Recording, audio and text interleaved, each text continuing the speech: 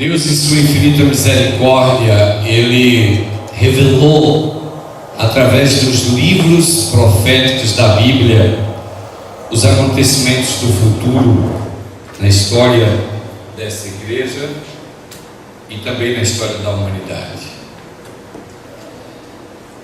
Quando nós abrimos e folheamos as páginas do livro de Apocalipse, nós encontramos uma revelação simbólica. E Deus fez as coisas simbólicas porque na época que o Apocalipse foi escrito, se o imperador pudesse entender o que João estava escrevendo, certamente o livro seria destruído e nós hoje não teríamos essa mensagem. A mensagem que nós vamos estar nesta noite mostra que Deus é um Deus que permite a dor, permite o sofrimento, permite as dificuldades, os problemas e as tribulações na vida do ser humano, mas é um Deus que está em controle de todas as coisas nesse planeta. Se vocês abrirem a Bíblia em Apocalipse, no capítulo 7, Apocalipse, no capítulo 7, e nos versículos de 1 a 4, e depois eu vou pular de 9 a 10. Apocalipse, capítulo 7, eu vou começar a ler do versículo 1 até o 4, e depois eu vou pular do 9 até o 10. Depois dessas coisas eu vi 4 anjos que estavam sobre os 4 cantos da terra. São João estava numa visão aqui.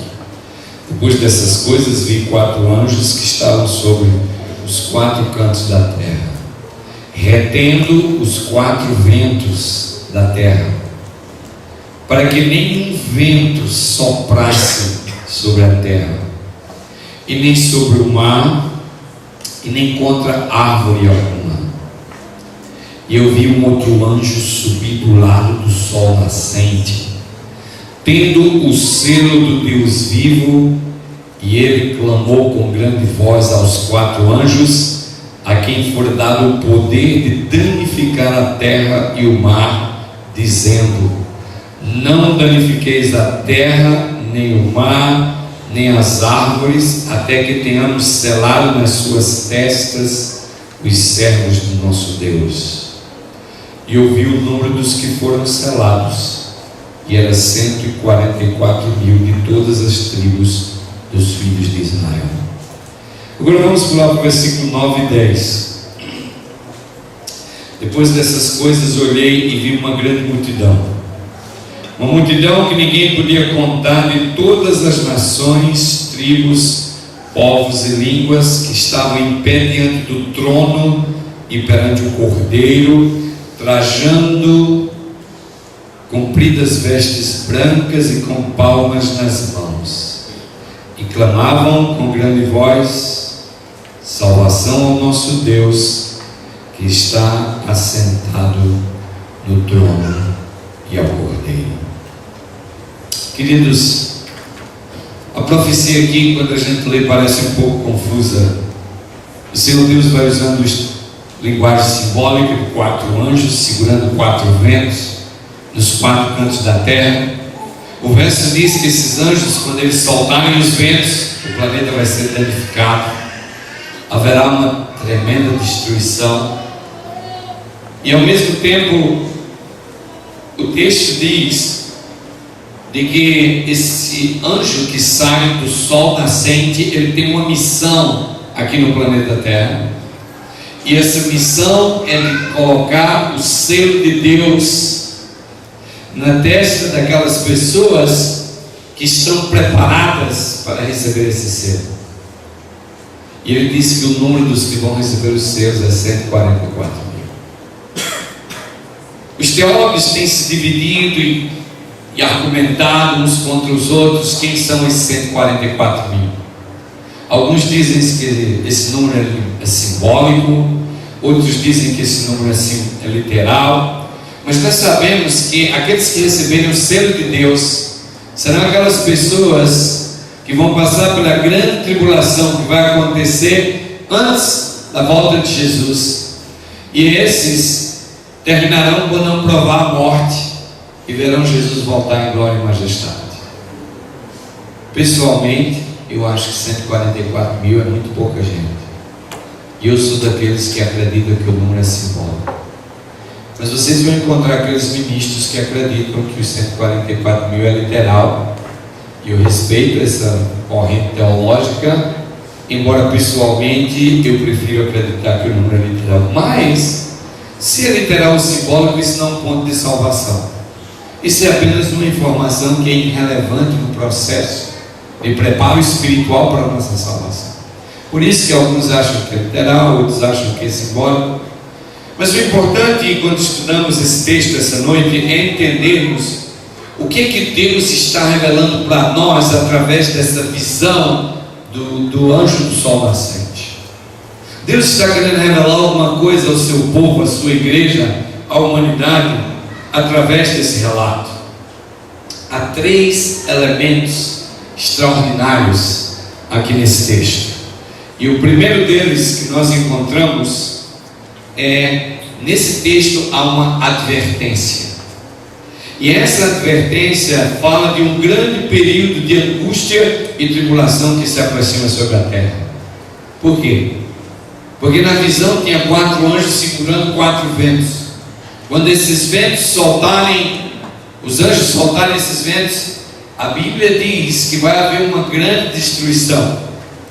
E vai haver uma grande ofensiva da natureza vindo da parte de Deus, que vai causar uma grande tribulação, uma grande angústia naqueles que seguem a Deus. Então nós temos aqui uma advertência, e o fato de que isso ainda não aconteceu é porque os 4 anjos estão segurando os 4 ventos. Quando esses anjos soltar os 4 ventos, nós vamos ver as 7 pragas de Apocalipse 16 sendo derramadas sobre o planeta. A segunda coisa que nós encontramos nesse texto é uma garantia. Primeiro, uma advertência. Segundo, uma garantia. A garantia é que nesse período de tribulação os fiéis sofrerão terrivelmente, mas eles se tornarão vencedores porque eles terão recebido o selo de Deus. E pelo fato de eles terem recebido o selo de Deus, quando essas tribulações e destruição passarem no planeta Terra, eles foram selados pela missão do anjo do sol nascente. E este selo, que é um sinal invisível no ser humano, vai preservá-lo dessa grande destruição que sobrevirá sobre o planeta quando esses 4 anjos soltarem os 4 ventos. A terceira coisa que nós encontramos nesse texto é uma promessa, uma advertência, uma garantia e agora uma promessa de que depois dessa tribulação final virá a bem-aventurança do lar perenal feliz. Depois dessa tribulação, a história de pecado desse planeta finalmente estará terminada. Mas é interessante que quando nós olhamos para a mensagem da descrição do texto apocalíptico, nós verificamos que quando esses 4 anjos estão para soltar os ventos, há um anjo que parte do oriente, do sol nascente, e ele pede aos 4 anjos que vão danificar o planeta, que detêm os ventos ainda, porque há uma obra de selamento que precisa ser realizada. E o que nós precisamos estudar nessa noite é o que é o selo de Deus. Que selo é esse que o anjo do sol nascente vai colocar na fronte daqueles que cobriram as suas vestes com as vestes da justiça de Cristo? Quem são esses que vão receber esse selo especial? Essa visão nos mostra um grande processo de seleção que vai acontecer um pouco antes do tempo da porta da graça fechar. E quando eu falo tempo da porta da graça fechar, eu estou falando daquele momento quando o destino de cada cidadão do planeta estará julgado e determinado por Deus no reino dos céus. O anjo do sol nascente, detendo os 4 anjos, é um símbolo da misericórdia de Deus. É um símbolo de que Deus ainda está dando oportunidade para que você e eu seja selado.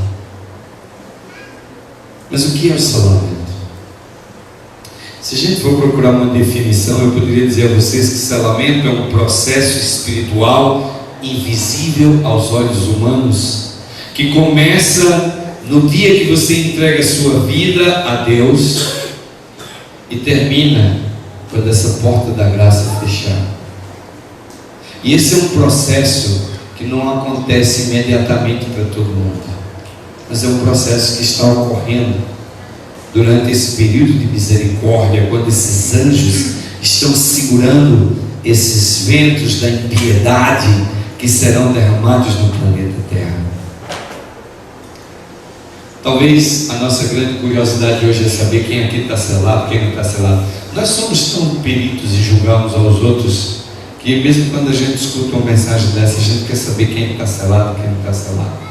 Será que o pastor está selado? Ele prega essas mensagens, sai por aí levando o evangelho. Quem está selado aqui? Quem não está selado? Quem recebeu esse selo de Deus? Será que o anjo do sol nascente já visitou a minha casa? Já passou pelo meu coração? Já passou pela minha vida? Já me selou ou eu não estou selado? Eu disse para vocês que o selamento é um processo invisível, que nós não podemos ver, nós não podemos determinar. Mas nós sabemos que esse processo de reter os ventos da impiedade sobre o planeta significa que nós estamos vivendo um tempo de graça, nós estamos vivendo um tempo de misericórdia, e essa é a razão porque as nossas escolhas, elas são tão importantes, porque há uma obra de selamento. Deus vai colocar o selo dele sobre aqueles que reconhecerem a sua soberania na sua vida. As pessoas hoje podem viver a vida como se Deus não existisse. As pessoas hoje podem viver a vida fazendo o que elas quiserem. É por isso que eu sempre digo que Deus é amor, porque Ele colocou livre-arbítrio nas pessoas. Ele colocou esse direito de escolher, de seguir a Deus, de fazer Deus o soberano da sua vida, ou rejeitar Deus de ser o soberano da sua vida. É claro que se existem as forças do bem e do mal, a gente pode dizer, esse aqui é do diabo, aquele é do Senhor, e a gente sempre quer definir quem é quem e de que lado vai estar. Mas a verdade é que a gente nunca vai encontrar ninguém adorando a Satanás. Se você, por exemplo, sair pela rua e alguém te fizer o mal, e você é um filho de Satanás, a pessoa vai ficar irada contra você. Ninguém quer ser filho de Satanás. Vocês conhecem alguém que tem o nome de Satanás? Eu não conheço ninguém que tem o nome de Satanás. Nunca ouvi falar que alguém botou o nome do seu filho de Lúcifer. Nunca ouvi falar. O goal do inimigo realmente não é que você siga Satanás, ou o demônio, ou o diabo, ou a antiga serpente, como você queira chamar. A Bíblia dá vários nomes, mas o goal das forças das trevas é impedir você de reconhecer a soberania de Deus na sua vida. É claro que quando Deus não é o soberano, alguém é soberano no lugar de Deus, e você vai dizer, é o diabo. Não é o diabo, não é. Satanás não pode ser soberano na vida de ninguém, mas Satanás, ele trabalha para que o eu seja soberano na sua vida. Satanás trabalha para que você seja o seu Deus. Mas quem é o seu Deus? É aquele que você obedece. Se você obedece à sua consciência, se você acha a sua consciência um guia seguro, se você acha que o seu coração é um guia seguro, e você diz assim, eu vou fazer isso, eu vou fazer aquilo, eu não acho nada demais fazer aquilo, eu não acho nada demais, e você começa agora a pregar a doutrina do eu acho.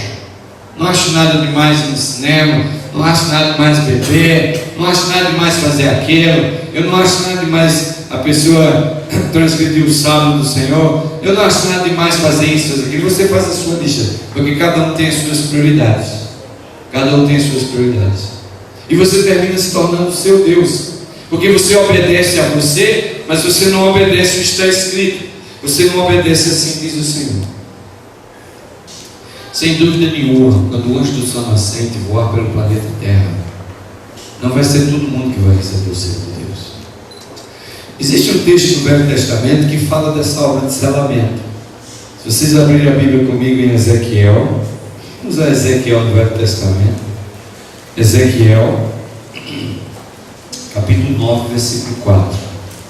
Livro do profeta Ezequiel, no capítulo 9,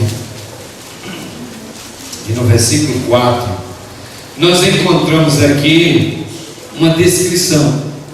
Diz assim: e lhe disse: passa pelo meio da cidade, pelo meio de Jerusalém, e marca com um sinal as testas dos homens que suspiram e gemem por causa de todas as abominações a que se cometem no meio dela. Eu fiquei impressionado de que, na visão de Ezequiel, Deus mostrou que um anjo passando por Jerusalém. É claro que a linguagem aqui também é simbólica, é igual ao Apocalipse, mas isso é uma confirmação de que Deus tem um sinal. Isso é uma confirmação de que Deus tem um selo. E se Deus tem um sinal e tem um selo, isso mostra que há uma obra que vai ser realizada por esse anjo do sol nascente, que é o selo de Deus. O selo de Deus é a impressão dos princípios da lei divina, especialmente o quarto mandamento da lei de Deus, na vida dos fiéis, daqueles que estão preparados. Talvez você possa fazer a pergunta assim: mas por que é que Deus vai fazer uma obra de selamento? Por que é que Deus quer colocar um selo nas pessoas? Bem, existe uma razão para isso. Quais são os objetivos do selamento? Por quais razões Deus estabeleceu um selo e enviou um anjo voando sobre o planeta Terra para que esse anjo pudesse selar os filhos de Deus? Primeira coisa, o primeiro objetivo do selamento é fixa na vida das pessoas os princípios da lei de Deus. Quando a gente pensa na lei de Deus, a gente diz: epa, se o objetivo do anjo é fixar os princípios da lei de Deus, eu estou ok.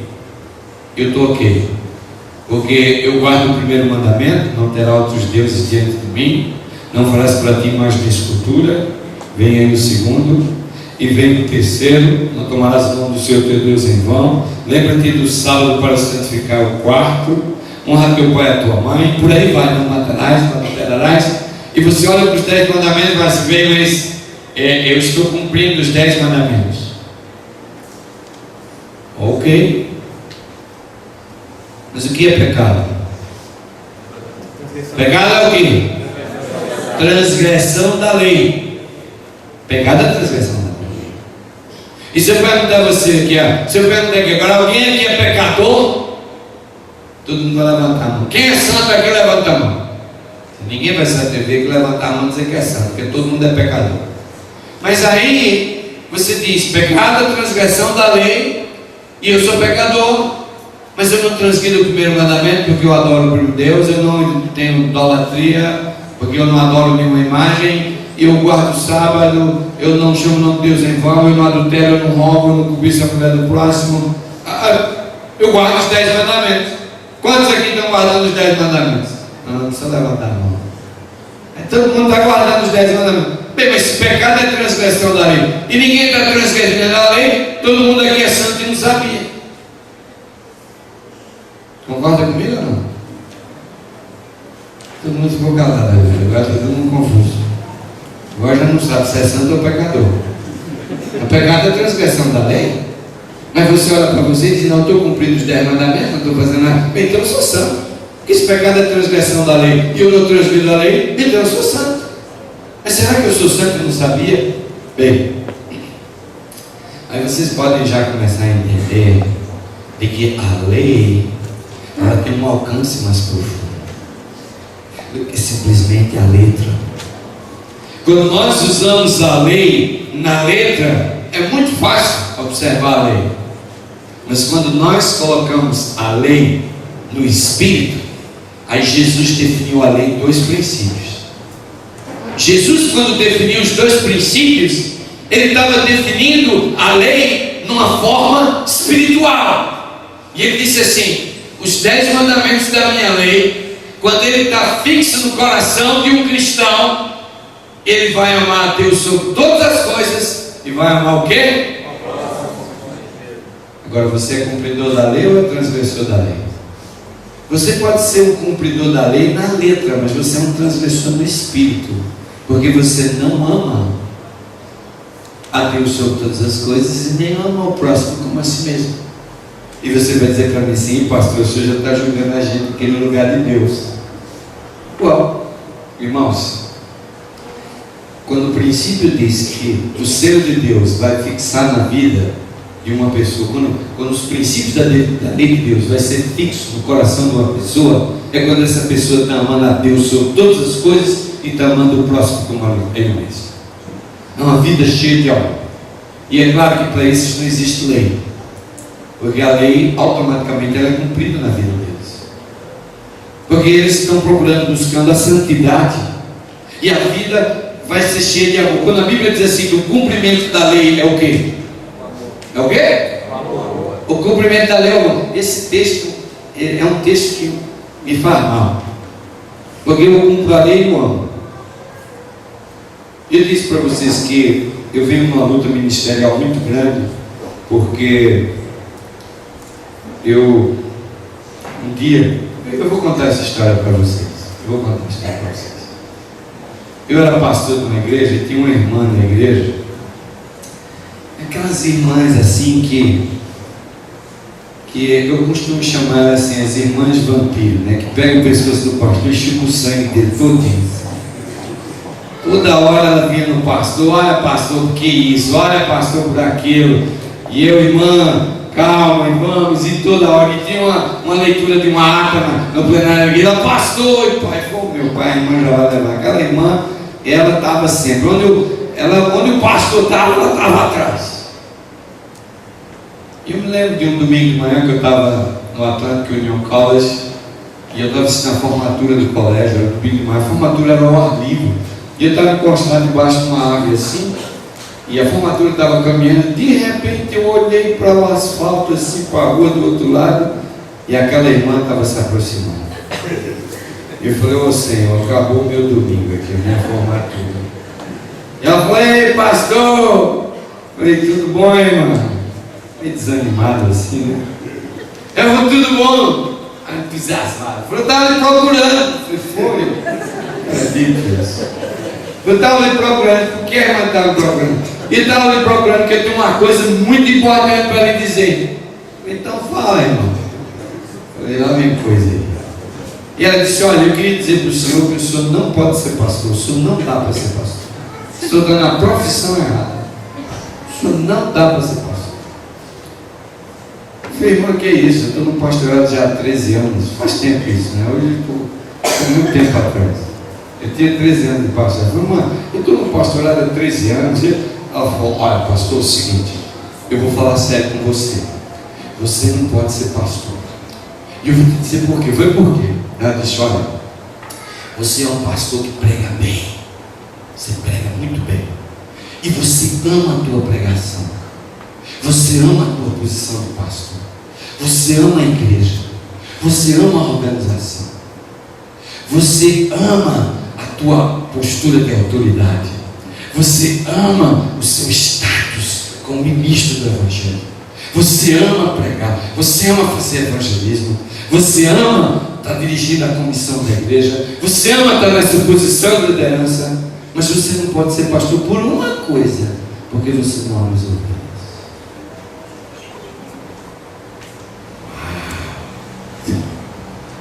A irmã me disse muitas coisas durante o período que eu fui pastor dela, mas naquele dia ela pegou pesado. Irmã, que é isso?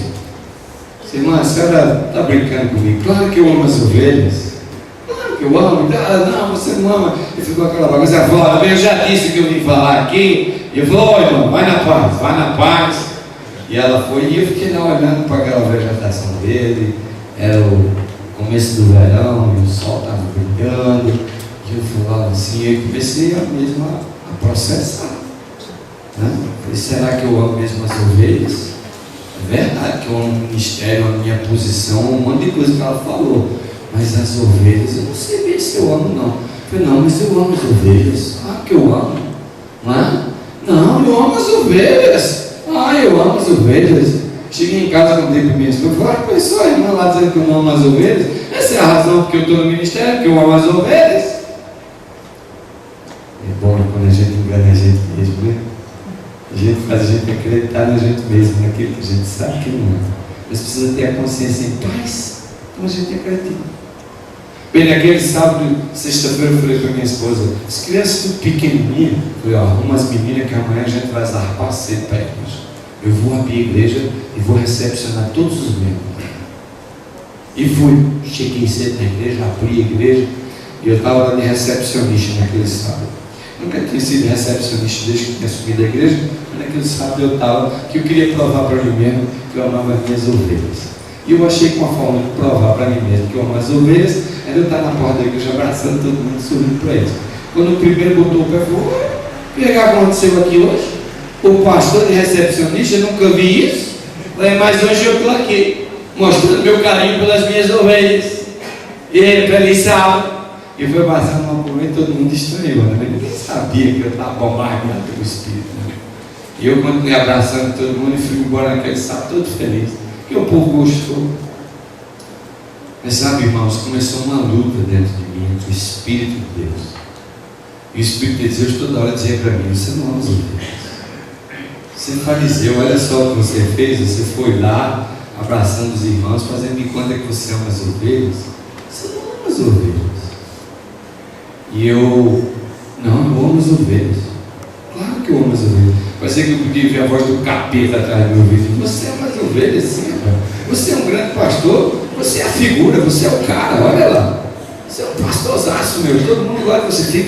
Fica aí que seu povo ama você. Irmãos, aquilo tomou de uns 3 a 5 meses. O conflito foi aumentando. Eu comecei a comer menos. Comecei a dormir menos.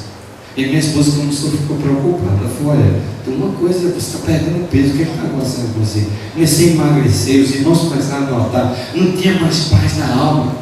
Finalmente, alguns meses depois, uma madrugada, já estava dormindo 3 horas por noite, não conseguia dormir. Eu me ajoelhei no pé da cama, em lágrimas, chorando, clamando. E falei, Senhor, eu me rendo. Eu amo o ministério, eu amo a posição, amo a igreja, amo a minha organização, mas eu não amo as ovelhas. E tenho que confessar a vocês que em todos os meus anos de ministério, acho que foi a coisa mais difícil que eu tive que admitir perante Deus, e que eu não amava as ovelhas. Naquela madrugada para frente, eu comecei uma jornada difícil, irmão. Uma jornada que no começo eu tentei fazer por mim mesmo, mas chegou uma hora que eu também não pude mais. Então eu tive que permitir que Cristo entrasse na minha vida e fizesse por mim aquilo que eu não conseguia fazer por mim mesmo, e isso é justificação pela fé. Eu comecei uma jornada para amar as minhas ovelhas. Amar não porque eu quero amar, porque quando o amor de Cristo alcança o meu coração, a consequência desse amor no meu coração é amar as minhas ovelhas, é amar o pecador. E eu vou dizer a vocês, isso não é fácil.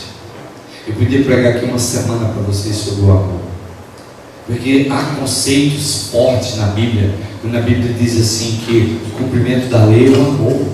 Amar Deus sobre todas as coisas e ao próximo a ti mesmo, não é? Há conceitos fortes. Claro, a minha pregação não é sobre isso, mas meus queridos, o selo de Deus não vai ser colocado no coração de uma pessoa que não fixou os princípios da lei de Deus. Eu não estou falando da observância literal da lei, eu estou falando da observância espiritual da lei de Deus.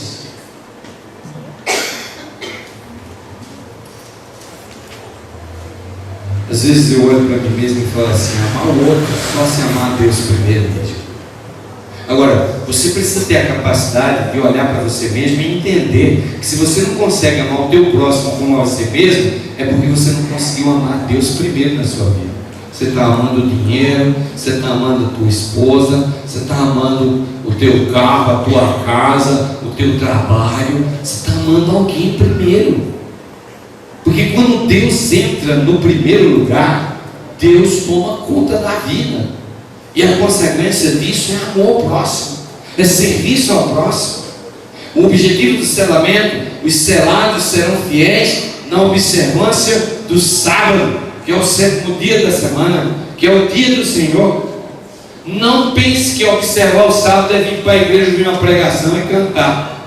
Não é isso. O tempo do sábado ele é sagrado. Você tem que abrir o olho. O que é que você está fazendo das horas sagradas, quando começa o pôr do sol da sexta ao pôr do sol do sábado? Eu estou fazendo um desafio na minha vida de passar o sábado igual santo, sem pecar. É um bom desafio. Eu vou ficar no tempo do horário do Senhor sem pecar. Eu vou me cuidar, vou me consagrar, vou me ajoelhar, vou fazer coisas. Mas acontece que começa aquelas comissões sabáticas de igreja, e começa aquelas reuniões sabáticas e aqueles treinamentos. E eu passo meu sábado lá igual doido. Quando acaba o sábado eu estou estressado. E eu já disse às minhas ovelhas que a partir do próximo ano eles só vão ter o pastor deles para pregar na hora do sermão. O resto eu estou descansando e buscando a bênção e a santificação do Senhor no dia dele. Não trabalho mais no sábado. Só vou vir pregar. E a igreja vai ficar fechada. Ninguém vai usar a casa do Senhor para fazer nada. O domingo a casa está aberta para ensaiar, coral, fazer tudo. Porque nós precisamos aprender a guardar o sábado. Nós precisamos ter uma comunhão com a nossa família, ter uma comunhão com os nossos queridos, meditando sobre as belezas naturais de Deus. Sabe, não é porque você está aqui guardando o sábado que você pode ser caracterizado como alguém que vai receber o selo de Deus. Outro objetivo do selo de Deus: prepara-os para passarem pelo tempo de angústia. Esse é um grande erro. O povo de Deus não estuda profecia. Nós precisamos estudar as profecias, porque é o conhecimento das profecias que vai fazer com que você se prepare para um tempo de tribulação que está se aproximando. Você não pode viver a vida o dia de hoje. Você não pode. Você precisa planejar o futuro hoje. Se você vai só vivendo a sua vida espiritual, feijão com arroz, cada culto, cada boa pregação, você vai ser um cristão superficial. A sua vida cristã ela é debilitada, porque você só recebe comida dos outros. Se o pregador aqui for ruim 4 sábados, você está morto. Não cresce nada espiritualmente naquele mês. O conhecimento que você precisa é o da palavra. Hoje nós temos a Bíblia, nós temos tantos livros, tem tanto material disponível para você pesquisar Daniel e Apocalipse, para você estudar, pedir a orientação de Deus, ir na palavra de Deus mais profundo, buscar uma experiência com Deus, para preparar você para um tempo difícil que vem. Agora, se você disser para mim assim: pastor, a minha vida está tão cheia de problema, eu estou com problema para tudo quanto é lado, louvado seja Deus, porque a angústia que vem é pior do que os problemas que você tem hoje. É bom você começar a se preparar hoje com as tribulações que você tem aí na tua vida. Não vai ser nada comparado com o que vem aí. Tu não reclama. Pega essas tribulações e começa a gerenciar elas. Começa a ver como é que você vai ficar forte no meio da angústia. Porque se você está passando por uma tribulação agora, é um bom passo para você exercitar o teu caráter, para ficar firme no que vem por aí. Mas lembre-se, a âncora é Deus. A força vem de onde? Vem de Deus. Nós precisamos entender que há um preparo a ser realizado. Outro objetivo do selamento: preserva-os da destruição final e dos ataques de Satanás. Sabe, meus queridos, de uma maneira ou de outra, nós estamos marchando para o final. Se você quiser ficar com seus olhos fechados, você pode ficar. Mas eu me lembro do mundo quando eu era pequeno. Eu não sou tão velho assim, 53 anos. Mas eu me lembro do mundo quando eu tinha 17, 18 anos. Ele era muito diferente do mundo de hoje. As pessoas respeitavam muito mais umas às outras. A ganância era muito menor. Os efeitos sobrenaturais que ocorrem no planeta eram bem menores. O que vai acontecer com esse planeta daqui mais 20 anos? Você tem ideia do que vai acontecer? Sabe, meus queridos, nós estamos marchando para o final. E as pessoas não estão se preparando para esse final. Esse é o problema. No livro Primeiros Escritos, na página 279, diz assim: vi anjos indo aceleradamente de um lado para o outro no céu. Um anjo com um tinteiro de escrivão ao lado voltou da terra e referiu a Jesus que a sua obra estava feita e que os santos estavam numerados e selados.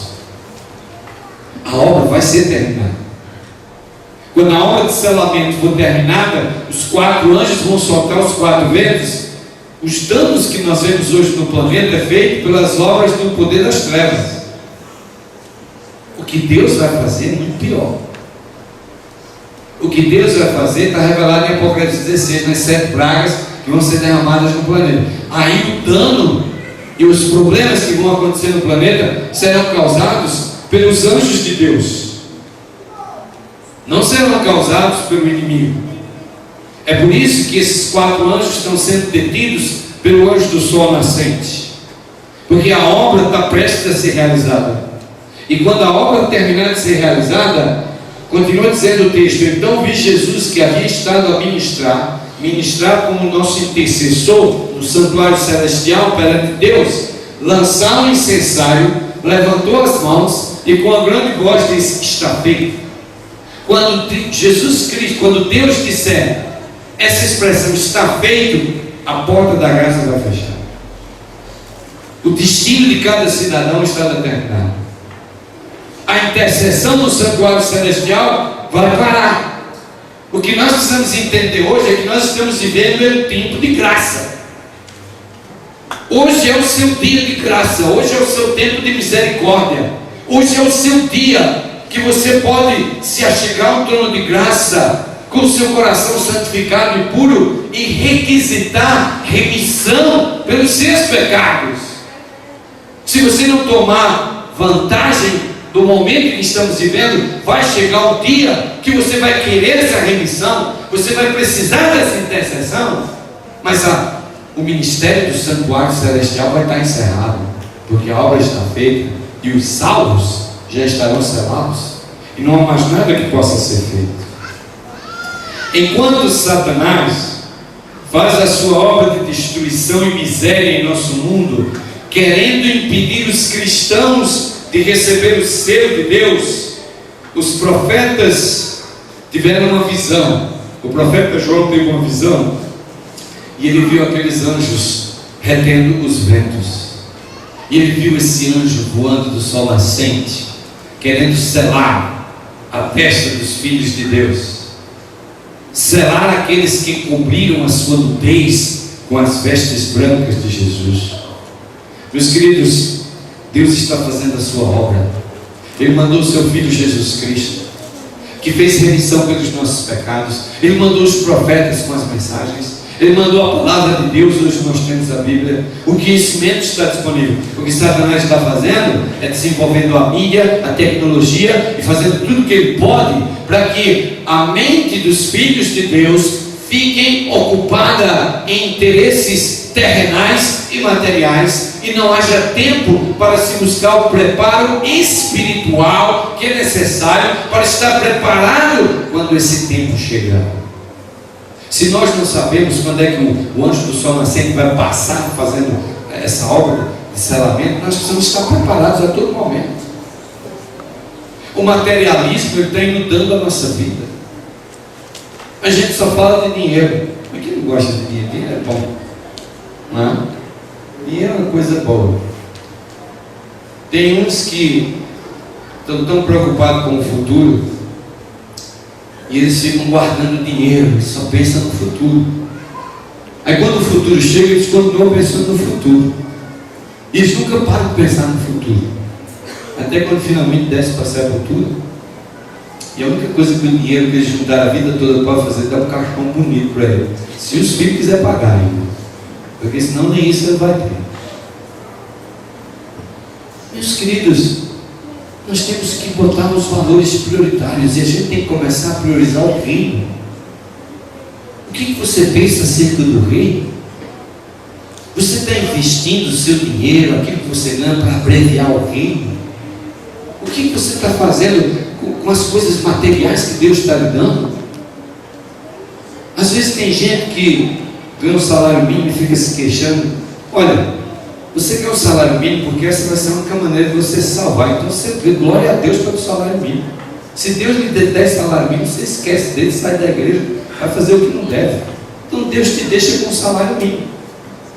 Eu louvo a Deus porque eu não tenho dinheiro, não tenho nada, não tenho terreno, não tenho uma casa para morar. Não estou nem preocupado com isso também. Estou nem um pouquinho preocupado. Ah, mas é a sua aposentadoria. Deus proverá. O justo vai ver pela fé. Eu estou tentando ser justo. Então não tenho que me preocupar com o futuro. O que Satanás quer é isso. É que a nossa visão seja materialista. Mas nós precisamos desenvolver a nossa visão espiritual. Nós precisamos desenvolver essa visão espiritual. Porque Deus está fazendo a sua obra para nos salvar. Todo o céu está em atividade. O juiz de toda a terra vai se levantar muito em breve para reivindicar a autoridade do Deus Todo-Poderoso. O sinal do libertamento será posto naqueles que guardam os mandamentos de Deus e vivem uma vida poderosa de serviço e amor. E um dos personagens que eu mais admiro na Bíblia é o apóstolo Paulo. Porque o cara, quando ele conheceu Jesus assim, ele falou: vou me entregar. E ele se entregou de um jeito que não quis nem casar. Fechou o CPF para a família, para a mulher, para o sexo, para tudo. Falou: agora eu sou de Jesus. Aleluia. Eu queria fazer isso, mas não consegui não. Tem jeito. Sem a minha mulher as coisas vão ficar meio complicadas. Todo dia eu olho para Deus de pertinho, que nada acontece comigo. Eu, Senhor, se essa mulher me deixa aqui, eu não vou operar direito. Então cuida bem dela aqui para mim. Mas que decisão. Ele decidiu que a vida para ele agora era Cristo. Coisa linda isso. A gente lê, acha bonito, mas pensa quão duro foi a decisão do homem. Largar a família, não ter casa, não ter nada, sair pelo meio do mundo pregando o evangelho pela fé. E eu penso que nos primórdios da pregação do adventismo era assim. O cara pegava um cavalo, o jumento, saia andando nas fazendas, os irmãos davam comida e o pastor saia pregando, e os leigos saia pregando. A gente teve muito disso, o comportou vendendo os livros. Hoje não. Hoje ninguém pensa mais nisso. Essas obras missionárias desse tipo estão morrendo, que ninguém quer sair mais da zona de conforto. Ninguém quer mais. Eu vim aqui para a Laranja da Terra, eu vim reclamando dentro do carro. Misericórdia de mim, Senhor. Porque a estrada era de terra. Eu estava reclamando. Eu vim aqui por dentro da serra e tinha um pedaço de terra e eu estava bravo. Eu disse: que coisa, estrada de terra. No século XXI, aqui numa cidade, onde é esse Laranja da Terra, com esse poeirão aqui? Eu amei essa cidade, mas para todo canto você vai ter uma estrada de terra. Eu falei: Senhor, acho que não dá para morar aqui não, que esse poeirão vermelho me faz mal. E o Tiago falou: pastor, vamos dar uma caminhada, vamos aqui na pista. Não, pastor, uma estrada de terra. Eu falei: não, uma estrada de terra não dá. Eu sou comodista, não sou, só gosto do asfalto. A gente só quer coisa boa. É a fraqueza humana. É por isso que a gente precisa trabalhar o espírito. É por isso que a gente precisa começar agora a olhar a vida pelo lado espiritual. É por isso que os psicólogos estão ganhando muito dinheiro hoje. Porque eles veem a vida pela mente das pessoas. A gente só vê a vida pelo dinheiro que tem no bolso. Estou duro. A coisa está feia do meu lado. Irmãos, o tempo está chegando. O tempo está chegando que a gente vai viver pela fé mesmo. Vai viver de oração. A gente vai viver confiando plenamente em Deus. E olha o que diz os primeiros escritos, página 43. Satanás está agora usando cada artifício nesse tempo de selamento, a fim de desviar a mente do povo de Deus da verdade presente e levá-los ao quê? já existe muito membro de igreja vacilando hoje. Já existe muito pastor vacilando hoje. Porque Satanás está arrumando as coisas de uma maneira para manter o povo ocupado e não vai estudar o tempo necessário e fazer o preparo necessário para que quando a batalha ficar acirrada, o povo de Deus esteja alinhado e preparado e pronto para defender a bandeira do príncipe Emanuel. Mas é interessante de que se há uma obra de selamento e nós precisamos estar preparados para ser selado, o inimigo está tentando atrapalhar essa obra de selamento. O inimigo está tentando nos desviar a atenção. Vi que Deus estava estendendo uma cobertura sobre o seu povo. Amém? Amém. Louvado seja Deus. Olha que Deus maravilhoso. Eu vi que Deus estava estendendo uma cobertura sobre o seu povo, a fim de protegê-lo no tempo de angústia. Que cada alma que se decidia pela verdade e era pura de coração, ela devia ser coberta com a proteção do Todo-Poderoso. Você não precisa ter medo da tribulação. Você não precisa ter medo do que vai acontecer. Porque ainda que você ande pelo vale da sombra da morte, você não precisa ter medo de mal nenhum, porque o Senhor vai estar contigo. É esse tipo de promessa que nós precisamos confiar em nossa vida. Nós precisamos ter essa certeza de que nessa obra solene de selamento, Deus vai colocar o selo do Deus vivo em nossa testa. Ele vai separar o joio do trigo pela obra de selamento. A gente não sabe aqui quem é laodiceano e quem é remanescente. A gente não sabe. É claro que eu não vou dizer aqui, mas eu sou laodiceano, eu sou remanescente. Você, se for no espelho lá fundo no seu coração, você sabe se você é laodiceano ou remanescente. Eu sei. Eu sei um doutor na minha trajetória. E é isso que me assusta. Porque quando eu olho mesmo dentro de mim e vejo o que eu sou, eu fico com medo. Falo, Senhor, eu disse, preciso da tua misericórdia. Não é? Às vezes as pessoas vão para o pastor e falam, o pastor é igual a qualquer outro. A única diferença do pastor e do meu é que do juiz a conta do pastor vai ser muito mais alta que a do membro. Pode ficar certo nisso. E eu tremo quando penso nisso. É por isso que eu trabalho direitinho na linha, lá no meu distrito. Procuro fazer tudo que eu tenho que fazer, porque eu quero me apresentar naquele dia como um obreiro que eu tenho que se envergonhar. Eu não quero deixar nenhuma pendenga aqui para eu ficar com o rosto vermelho perante o Pai naquele dia, não. Mas eu dobro o meu jeito cada dia pedindo sabedoria, pedindo que Deus me proteja, pedindo essa cobertura, pedindo que Ele me proteja de todo o mal que o inimigo quer trazer sobre mim. Jesus disse assim, nem todo que me diz Senhor, Senhor, entrará no reino dos céus. Nem todo. Isso é uma declaração muito forte. Isso devia fazer a gente abrir os nossos olhos. Que não é porque a gente tem afiliação no Adventismo, ou porque a gente vai na igreja toda semana, que a gente já se sente redimido e salvo. Existe uma obra espiritual a ser realizada na vida de cada cristão. Você pode ser muito bom no cumprimento da tabela, quando se trata do comportamento, de vir à igreja, de dar seu dízimo, de fazer as coisas. Mas há coisas espirituais na sua vida que precisam ser trabalhadas, como a honestidade, a integridade, a humildade, o serviço, o amor.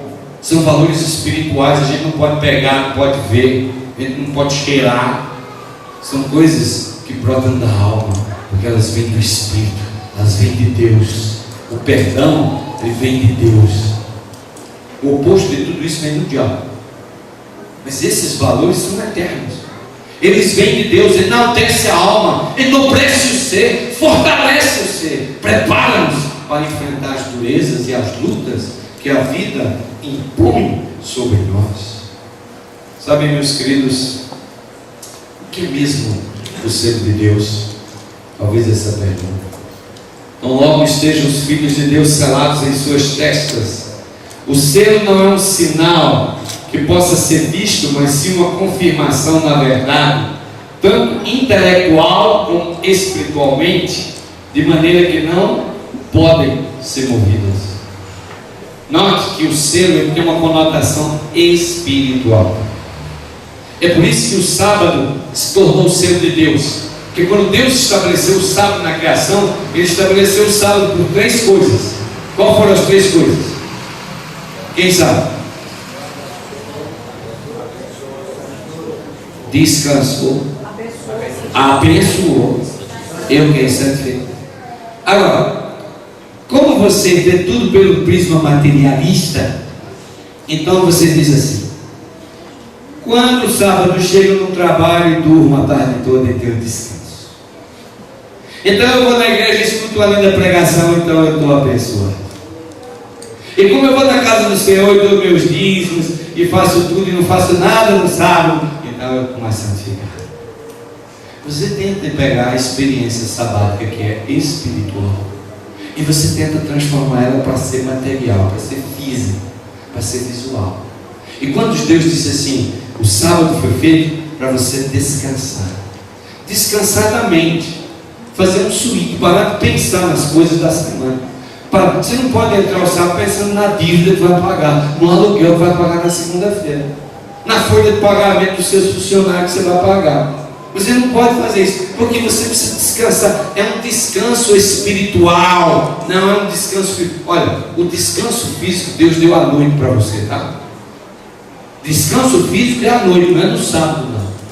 Quando Deus diz descansou, Ele descansou, foi um descanso espiritual, um descanso de tudo aquilo que Ele fez na semana. Agora o ambiente era outro, o ambiente da casa era outro, o ambiente da mente é outro, o ambiente do coração é outro, o ambiente da família é outro, o ambiente do comportamento é outro. É um descanso da pessoa que você é na semana e no sábado você é uma nova pessoa, porque você está ligado com Cristo.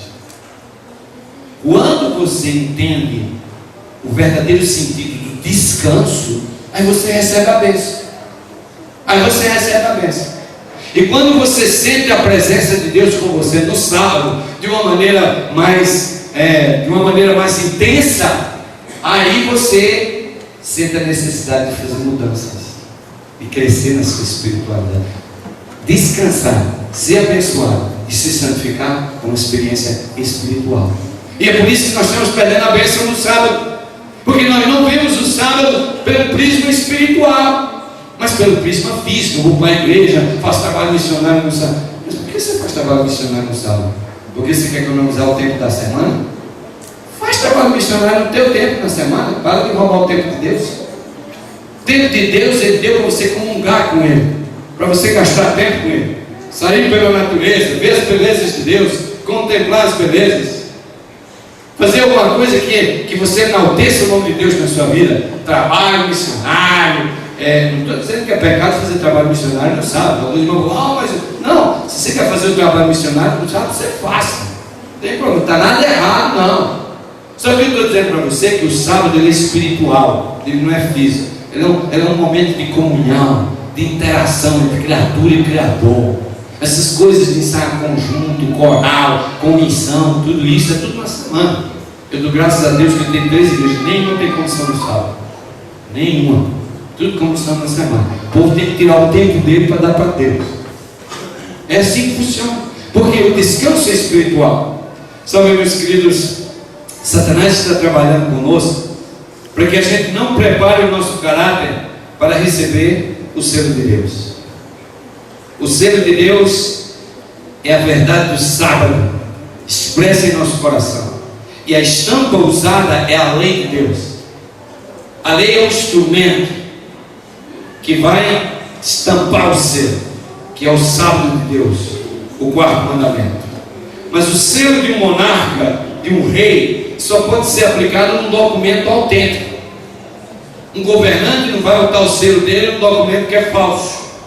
Da mesma maneira, o selo de Deus só poderá ser aplicado pelo anjo do sol nascente sobre a vida de um cristão autêntico, com uma vida consagrada, sem manchas, lavada pelo sangue de Jesus e disposta a refletir o caráter de Deus. Olha, alguém vai dizer assim: mas então tem que ser santo, isso é perfeccionismo. Isso não é perfeccionismo. A santidade, o fim da escada da santidade é a perfeição. O caráter vai ser completamente perfeito quando receber o selo. E obviamente, quando vier uma grande controvérsia entre o dia de observância e houver uma perseguição sobre os verdadeiros filhos de Deus, aí você vai realmente render-se completamente. E é evidente que quando a porta da graça fechar e o destino de cada um tiver decidido, todos aqueles que receberam o selo de Deus não vão mais pecar até Cristo voltar, e eles não vão mais morrer, embora eles não saibam. Ninguém vai saber, mas não vai morrer nem vai pecar. Porque senão Satanás diz assim: oh Deus, só Jesus Cristo, teu filho, veio do céu para você pecar.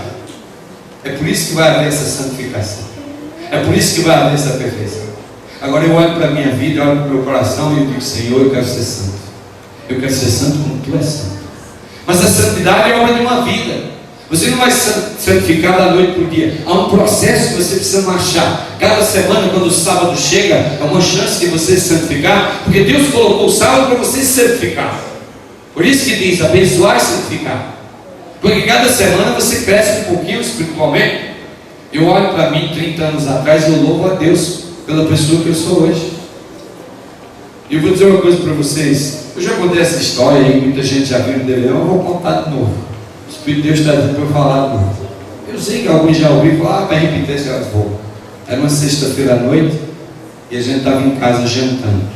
Quando acabou o jantar, minha esposa tirou os pratos da mesa, estava levando para a cozinha, e as 3 meninas começaram a brigar. E a mais velha disse assim para as outras: vocês duas aí, vocês foram boa vida, porque eu fui a primeira que o pai não sabia educar e ele desceu assim em mim, muito mais forte que em vocês. E ela meio dizia: o quê? Eu fui aqui enjeitada, porque a pequena, ela é o paparico do pai e da mãe, e você foi a primeira toda paparicada, e eu a do meio, ninguém está nem aí para mim. Eu sou a que fiquei no mato sem cachorro aqui no meio. E a mais nova disse: o quê? Eu é que sou a pior aqui da história, porque tudo que tem que pegar e fazer, ficam pedindo para mim fazer, porque eu sou a menor. Eu é que levo a pior. E as 3 começaram a brigar na mesa. E uma dizia: não, para isso, e a mais velha ficou meio alterada uma hora lá. E o negócio que eu olhava para minha esposa, olhava para mim, vamos ver que essas 3 meninas vão se entender aqui. E uma hora mais velha eu assim, falou assim: ó, sabe de uma coisa? Vocês duas tiveram muito mais sorte que eu, porque vocês pegaram o pai quando ele tinha Jesus no coração. O que ela está dizendo? Vocês pegaram o pai depois que ele se converteu, tinha Jesus no coração. A ideia era essa. E as outras duas calaram a boca, não concordaram. Depois eu falei para minha mulher, eu falei: mas o que ela estava dizendo? E a minha mulher disse: eu não sei se você notou, mas ela notou que em algum ponto da sua vida você entregou o coração a Jesus e mudou o jeito de ser o pai que você era. Aquela noite eu me ajoelhei no pé daquela cama e eu agradeci a Deus. E Senhor, muito obrigado, porque a minha filha notou que alguma coisa mudou. Meus queridos, se você tiver um filho que ele não cresce, o que você vai fazer com ele? Você vai procurar um especialista, um médico, porque a natureza normal é a criança crescer. A vida espiritual é a mesma coisa. A igreja hoje está morrendo porque a gente está crescendo em número, a gente está crescendo em programas, a gente está crescendo em prédios físicos, a gente está crescendo em tudo, mas a espiritualidade da igreja parou de crescer. Ninguém está crescendo mais espiritualmente, e ninguém também não está nem aí para o crescimento espiritual. E o mundo está entrando na igreja, a vaidade está entrando dentro da igreja, os costumes de Baal estão entrando dentro da igreja, a roupa do mundo está entrando dentro da igreja, as pessoas do mundo da igreja não tem mais diferença, não existe mais aquele espírito de paz na alma dos cristãos, da presença do Altíssimo na vida deles. Sabe, meus queridos, a obra de selamento não vai ser demorada.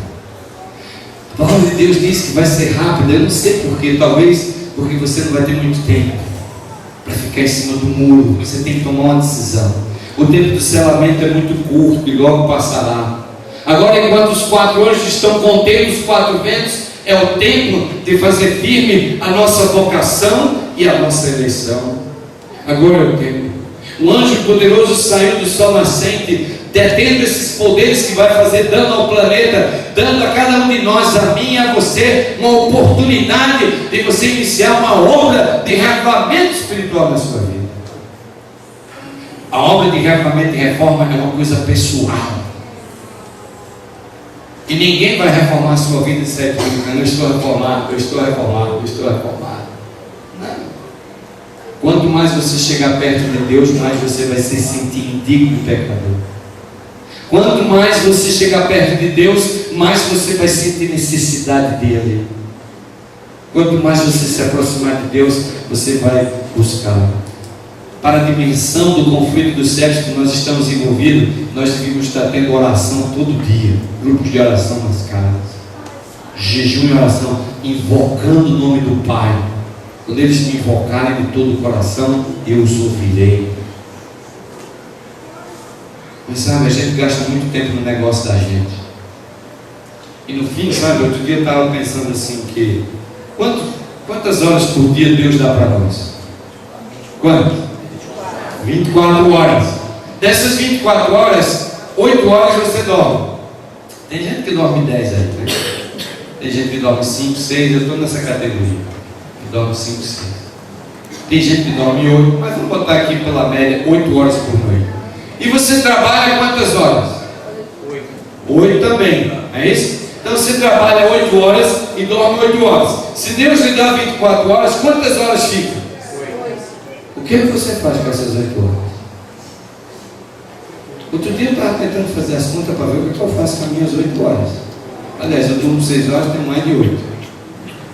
Eu estava dizendo, mas então você não tem uma hora para ficar com Deus diariamente? Aqui está o nosso problema. Mau gerenciamento do tempo.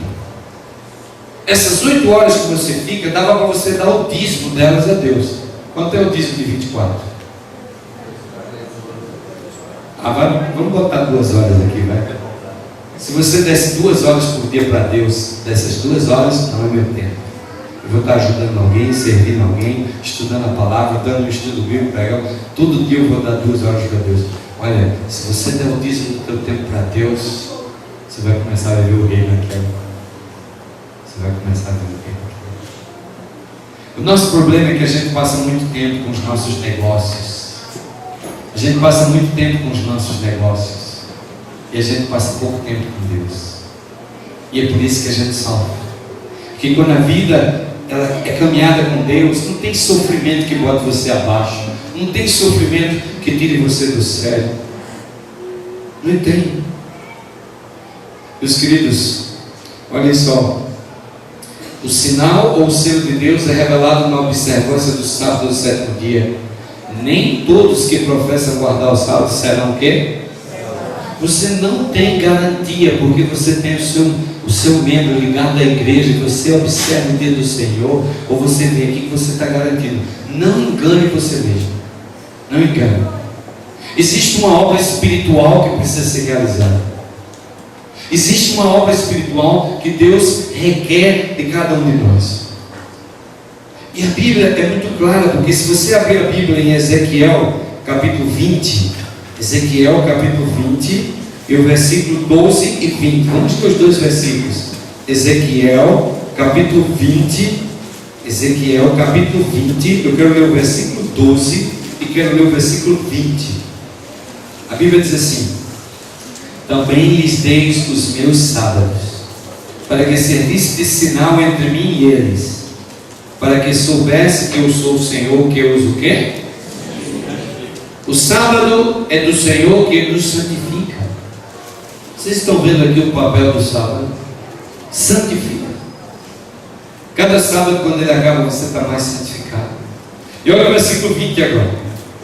O versículo 20: santificai os meus sábados, porque eles servirão de sinal entre mim e vós, para que saibais que eu sou o Senhor vosso Deus. Você só sabe e mostra que Deus é o teu Deus quando você faz do sábado um sinal entre você e Deus. Essa é a razão porque o sábado não é tão bom. Às vezes eu penso assim que o diabo é muito esperto, ele está fazendo a gente adulterar o sábado, ou não observar o sábado, porque a gente passa o sábado buscando os nossos interesses, mas os interesses da igreja. Estou certo? O sábado é para a gente buscar os interesses de quem? Em relação a quem? Mas a gente vai buscar os interesses da igreja. Por isso que a gente tem sal coral no sábado, faz a comissão no sábado. É por isso que a gente faz um monte de coisa no sábado que é interesse da igreja e nós, mas não é interesse entre nós e Deus. Esse é o problema. O sábado é um tempo que nós temos que buscar os interesses de Deus em relação a nós, para podermos sentirmos o descanso espiritual, para podermos sentir as bênçãos espirituais e sentirmos a santificação espiritual a cada semana, crescendo nessa relação com Deus. A pergunta agora é: quem pode receber o selo? Quem é que vai receber o selo? Quando sair o decreto e o selo for aplicado, seu caráter permanecerá puro e sem mácula para toda o quê? Eu disse a vocês, quando a porta da graça fechar e você receber o selo de Deus, você não vai mais pecar. E a prova está aqui. O caráter vai ser puro. Mas, meus queridos, para lapidar o caráter é uma obra espiritual, porque Deus é Espírito, porque o Espírito Santo é Espírito. Nós precisamos começar a desenvolver esse lado espiritual, essa sensibilidade espiritual que Deus colocou dentro de nós. Somente aqueles que forem selados irão passar pelo tempo de angústia e poderão encontrar essa paz perene e eterna que Jesus nos oferece quando Ele chegar. É o selo de Deus que vai nos qualificar para que a gente viva nessa terra sem pecado e estejamos preparados para ir para a eternidade. Amém. Mas se você está perdendo a noção do que é pecado, se você está perdendo a noção do que é pecado, vai ser difícil para você se santificar, porque você não sabe o que é pecado. Pecado é tudo que separa você de Deus.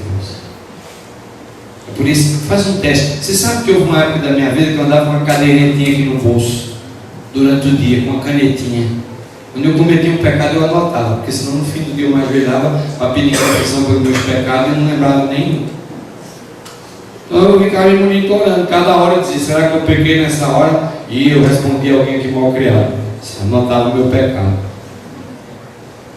Um negócio meio chato. No começo a cadeirinha ficava meio vazia. Eu falei: será que eu só peguei esses 3 pecadinhos hoje? Não é possível, tem que ter tido mais.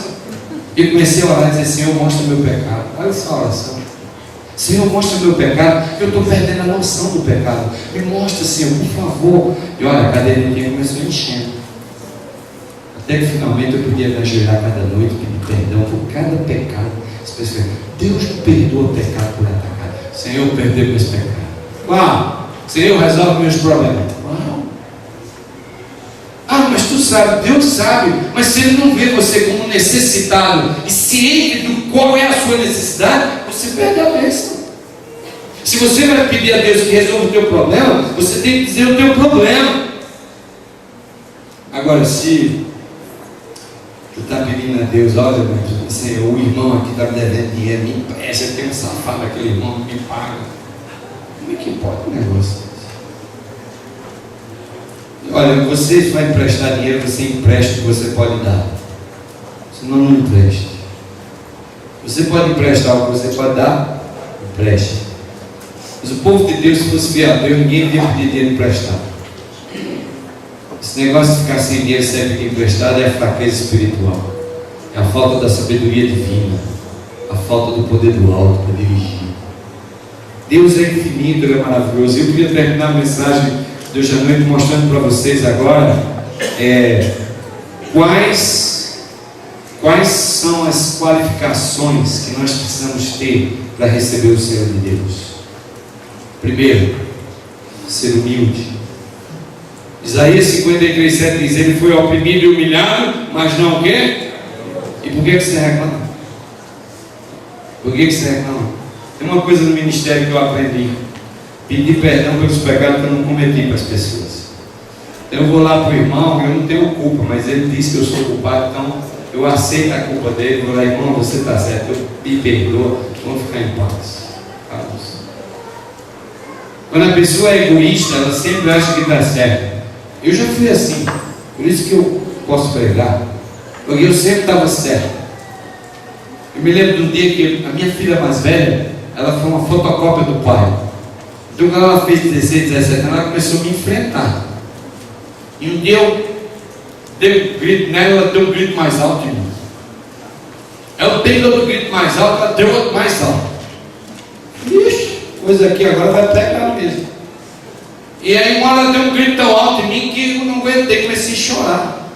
mas por que você está gritando comigo assim?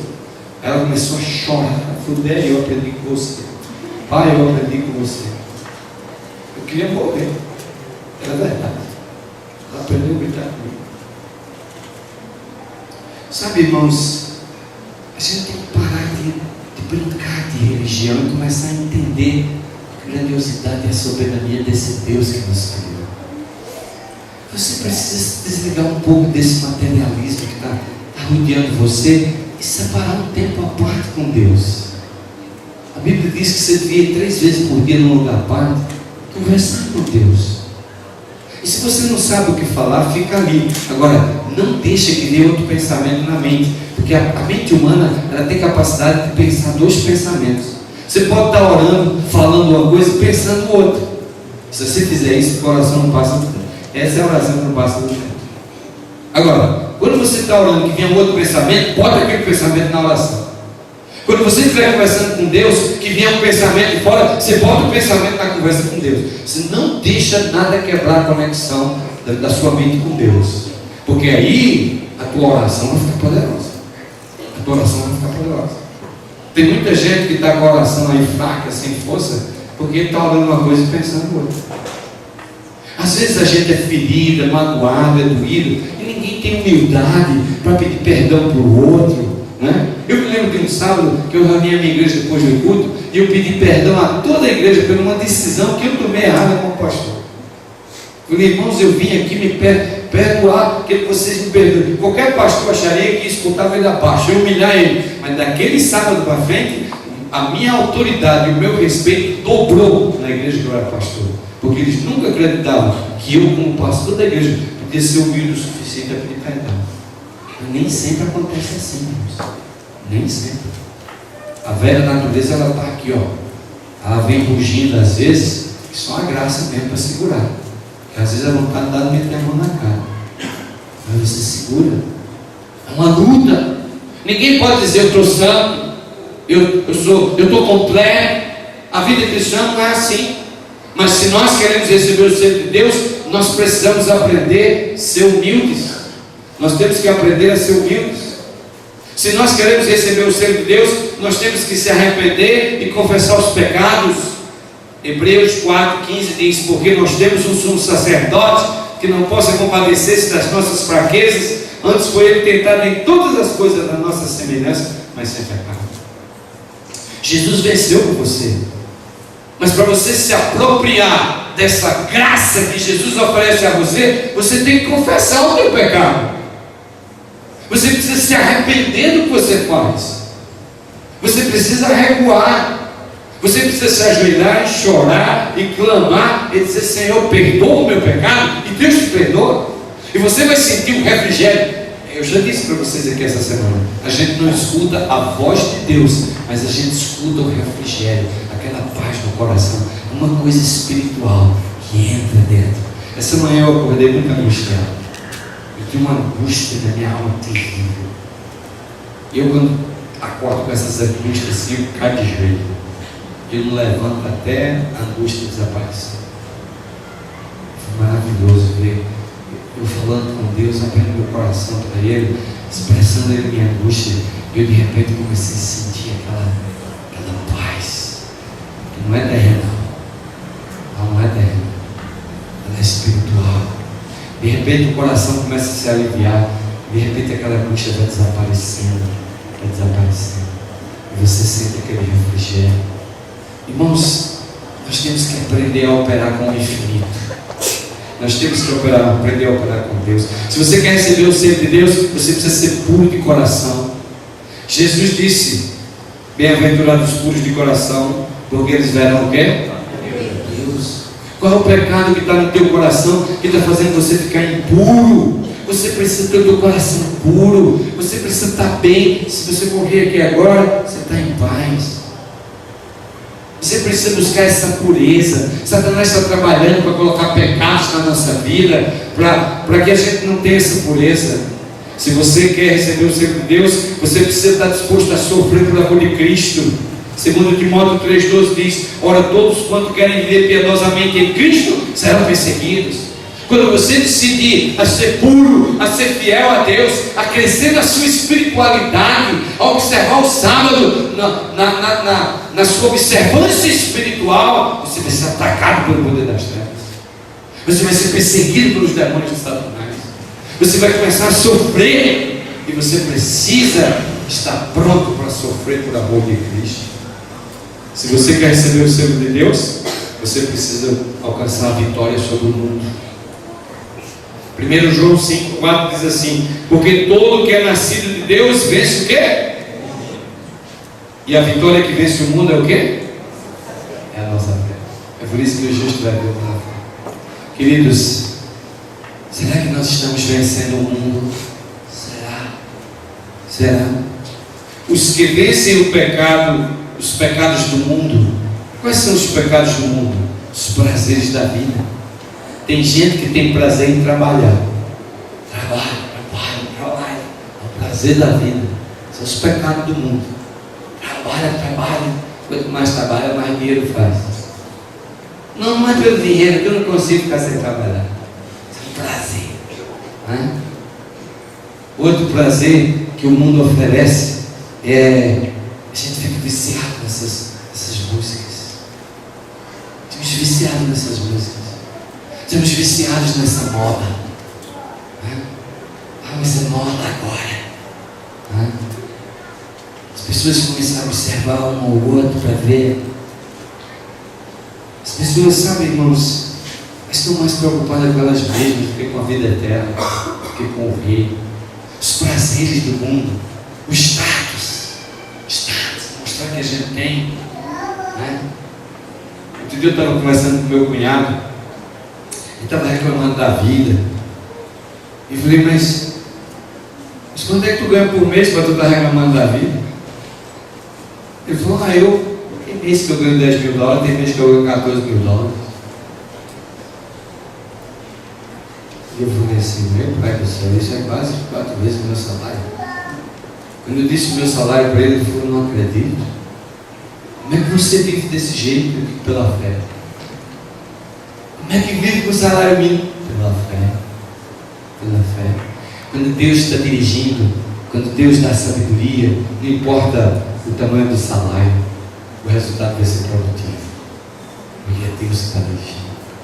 A gente tem que aprender a se contentar com aquilo que tem. Tem que aprender a ser feliz com o que a gente tem. Temos que estar disposto a vencer os pecados do mundo. E aí os pecados da carne, que é o sexo e o temperamento. Temperamento forte.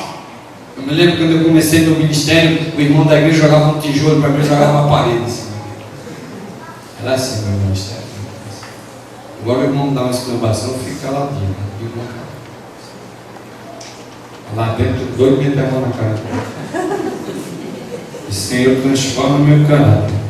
Pelo menos agora eu já estou calado, não respondo. Agora me ajuda a ter paz quando o cara está me escutando.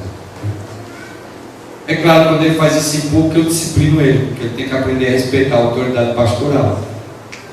Pode me esculhambar se eu quiser, mas em particular, que se fizer em público, vai ser disciplinado. Tem que aprender a respeitar as autoridades constituídas da casa do Senhor. Não tem como.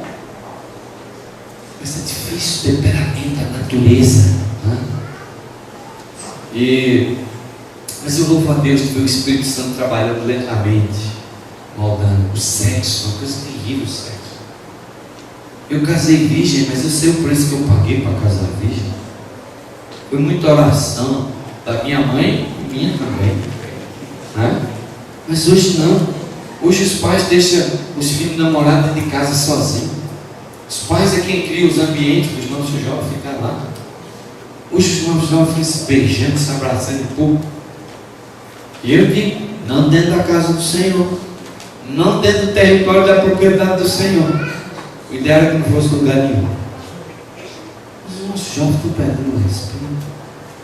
Os desejos da carne estão proliferando agora. As pessoas fazem o que dá vontade. Perderam o senso.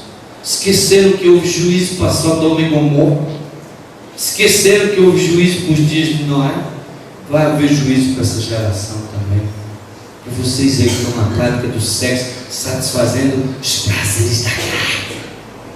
São João está dizendo aqui: tudo que é nascido de Deus vem sobre nós. O selo de Deus não vai ser colocado em pessoas que tenham acalentado o pecado na sua vida. E agora vem os pecados do Espírito, que é aqueles que praticam a injustiça. Cheio de pessoas que estão praticando a injustiça. Poderiam fazer o bem, mas não fazem. E a Bíblia diz: quando você tem a oportunidade de fazer o bem, mas você não faz, você peca. Você peca. Eu não sei quantas vezes Jesus bateu na tua porta e você simplesmente fechou a porta. E eu queria terminar agora lendo para vocês 2 textos. E um texto da Bíblia. Eu sei que a hora está avançada e o Espírito já está dizendo para mim que eu paro. Já falei muito. Mas eu quero deixar 2 textos do Espírito de Profecia e eu quero deixar um texto das Escrituras para terminar. O primeiro texto que eu quero deixar está em Testemunhos, volume 5, página 216. E a Bíblia diz, o Espírito de Profecia diz assim: agora é o tempo de quê, irmãos?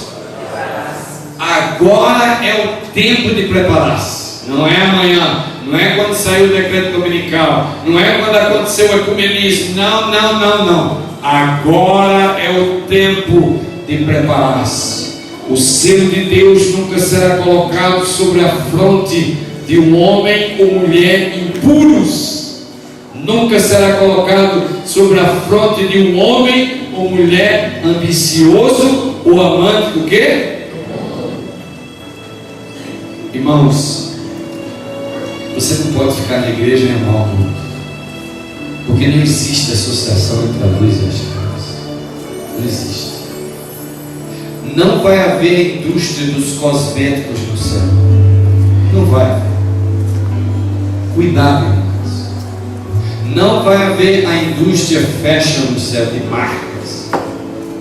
Não vai haver. Não vai ter Nike no céu. Se você começar a fixar os seus pensamentos na eternidade, de como vai ser a sua vida no céu, você vai deixar de fazer muitas coisas aqui embaixo. Começando pela alimentação. Começando pelas coisas que você usa, que você gasta, que você compra. A vaidade, o desejo de grandeza, o status social, já entrou dentro dos filhos de Deus. Vem dominando o povo desse tempo. Quando Cristo entra na vida, nós vamos ser simples como as pombas e prudentes como as serpentes. Quando Cristo entra na vida, a impureza desaparece. O pensamento ambicioso desaparece. O amor às coisas do mundo desaparece. Os pensamentos daquele que se rende a Cristo é no reino vigoroso. Não é no que está aqui mais, mas é no que está para vir agora. E há uma transformação do coração. E aí vem o segundo. O selo de Deus nunca será colocado sobre a fronte de homens ou mulheres de língua falsa e coração enganoso. Todos os que recebem o selo devem encontrar-se sem mancha diante de Deus, candidatos para o céu. Queridos, existe muita fofoca nos arraiais do Senhor. E muita gente falando mal do outro dentro da casa de Deus. Esses fofoqueiros que têm a língua grande não vão entrar no reino. Porque ninguém de língua falsa e enganosa vai receber o selo de Deus. A mensagem de Apocalipse capítulo 7 é um chamado ao reavivamento. Os 4 anjos segurando os 4 ventos é um grito de misericórdia, de graça para o povo de Deus que está dormindo e deveria estar se preparando. Mas eu louvo a Deus,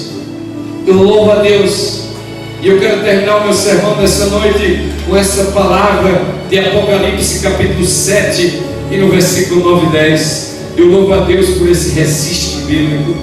Eu louvo a Deus por essa mensagem de Apocalipse capítulo 7 e o versículo 9 e 10. E com essa eu quero terminar a mensagem. Olhem só a palavra bíblica. Apocalipse 7, 9 e 10 diz assim: Depois destas coisas eu olhei e vi o quê?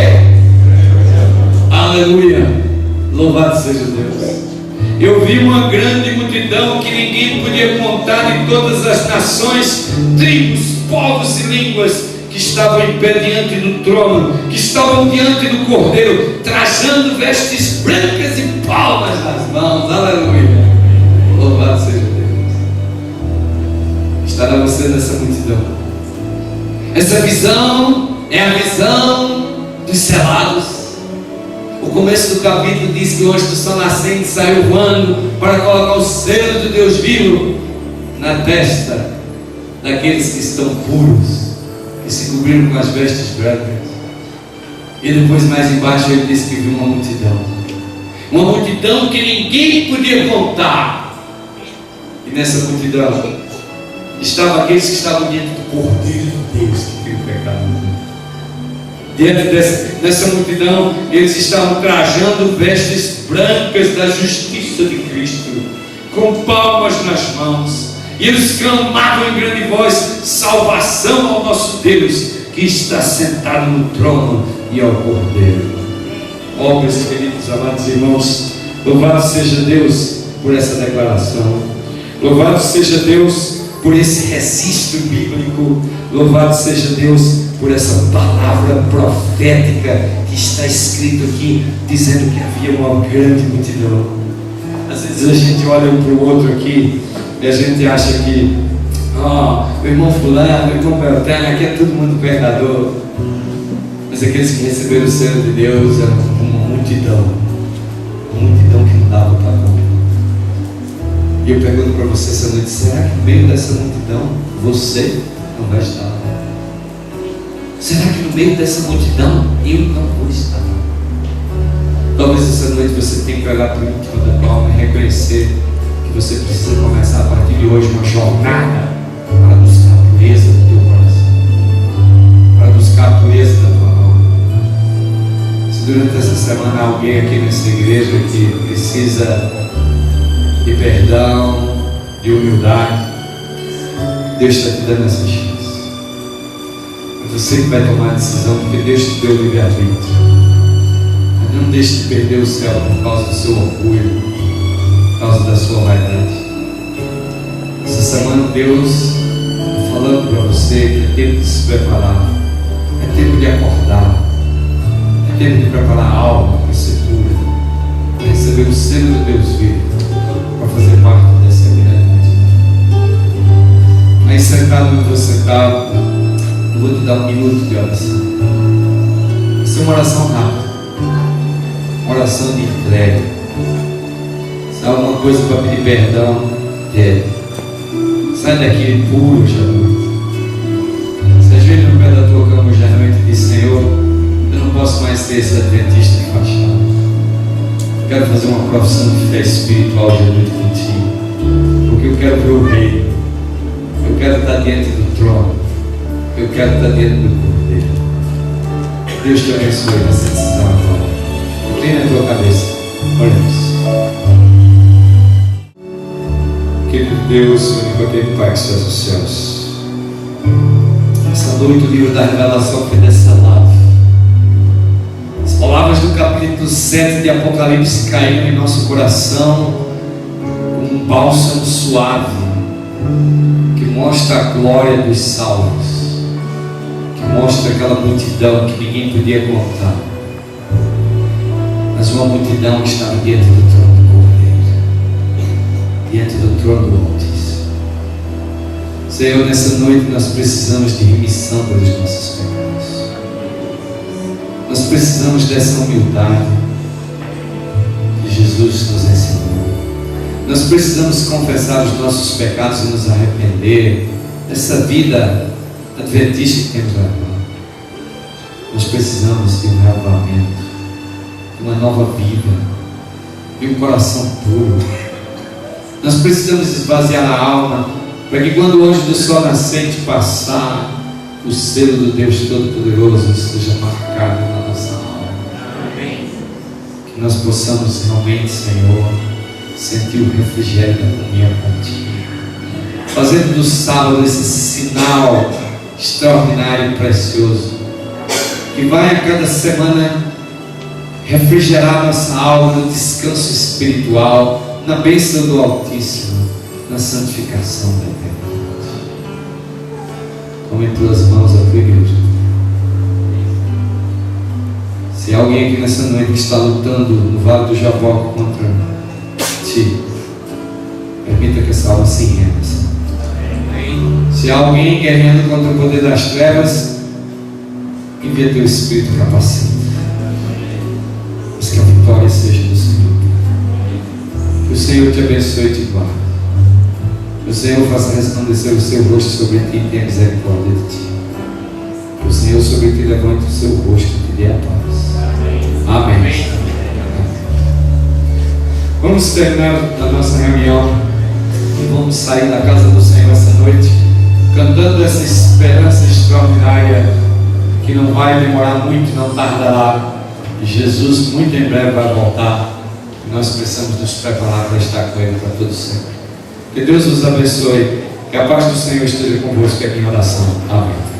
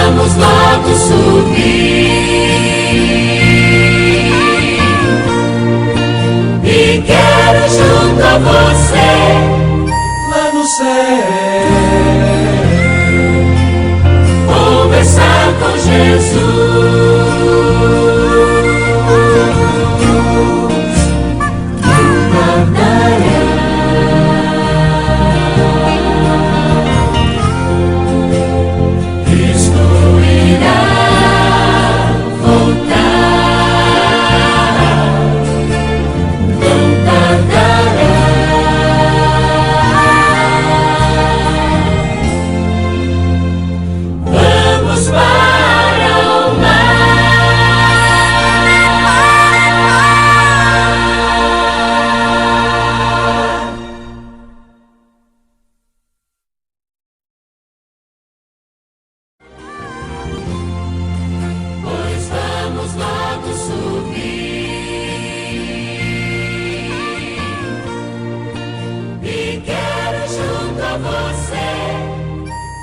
say